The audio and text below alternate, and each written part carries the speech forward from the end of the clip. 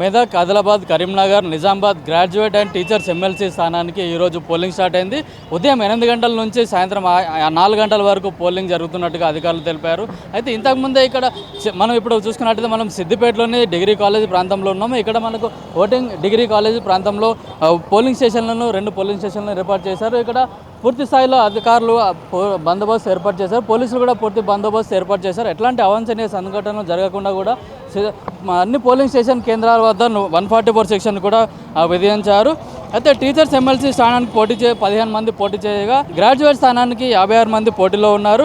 ఉదయం 8 గంటల నుంచి పోలింగ్ స్టార్ట్ అవుతుంది. టీచర్స్ ఎమ్మెల్సీ స్థానానికి ఉమ్మడి మెదక్ జిల్లాలో 3 పోలింగ్ కేంద్రాలను 3 ప్రాంతాల్లో పోలింగ్ స్టేషన్లను ఏర్పాటు చేశారు. సంగారెడ్డి జిల్లాలో 28 పోలింగ్ కేంద్రాల్లో దాదాపు 2690 మంది ఓటర్లు, మెదక్లో 21 పోలింగ్ కేంద్రాల్లో 1347 మంది, సిద్దిపేట జిల్లాలో 23 పోలింగ్ కేంద్రాల్లో 3212 మంది టీచర్లు తమ ఓటు హక్కును వినియోగించుకున్నారు.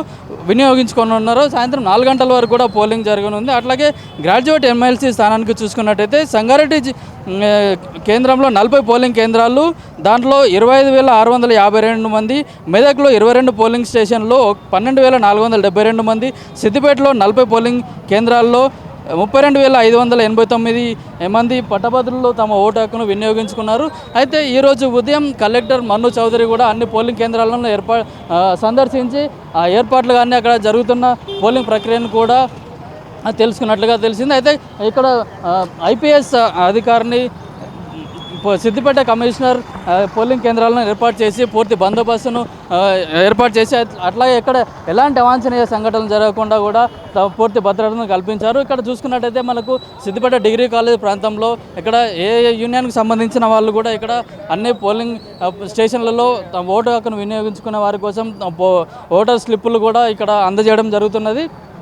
ఇక్కడ చూసుకున్నట్లయితే వీళ్ళు దాదాపు ఉదయం నుంచే ఇక్కడ అన్ని పోలింగ్ కేంద్రాల్లో కూడా పోలింగ్ సామాగ్రిని నిన్న సాయంత్రమే కరీంనగర్ కలెక్టరేట్ ఆఫీస్లో అందరికీ అందజేసి పోలింగ్ కేంద్రాలకు బ్యాలెట్ బాక్సులతో పాటు బ్యాలెట్ పత్రాలను కూడా అందజేయడం జరిగింది. అయితే ఇక్కడ దాదాపు ఇప్పటివరకు చూసుకున్నట్టయితే ఉదయం నుంచి కూడా మందకోడిగా పోలింగ్ సాగుతున్నట్టుగా ఇక్కడ అధికారులు తెలుపుతున్నారు.